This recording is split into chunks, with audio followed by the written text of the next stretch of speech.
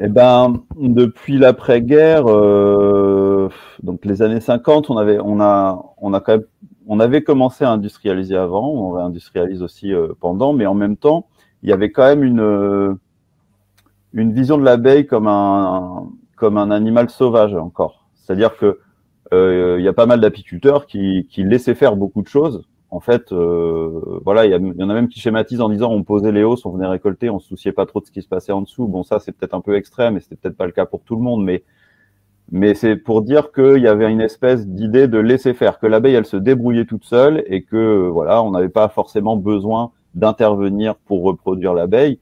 Il y avait des passionnés qui faisaient ça dans leur coin, mais c'était pas encore quelque chose de. Aujourd'hui, l'élevage, moi, je suis formateur pour des futurs professionnels. Si je leur apprends pas l'élevage, je sais qu'ils vont pas s'en sortir. C'est terminé, c'est fini. Aujourd'hui, c'est incontournable. On peut plus s'en passer.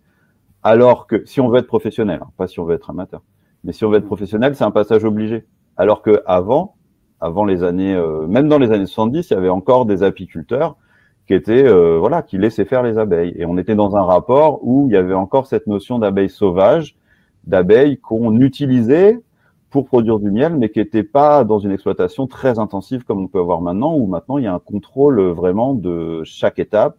Il y a un suivi qui est très très régulier sur les ruches qu'on n'avait pas avant. Et voilà. Et donc ça veut dire qu'avant on respectait une certaine forme de sélection naturelle qu'on tenait déjà du Moyen Âge.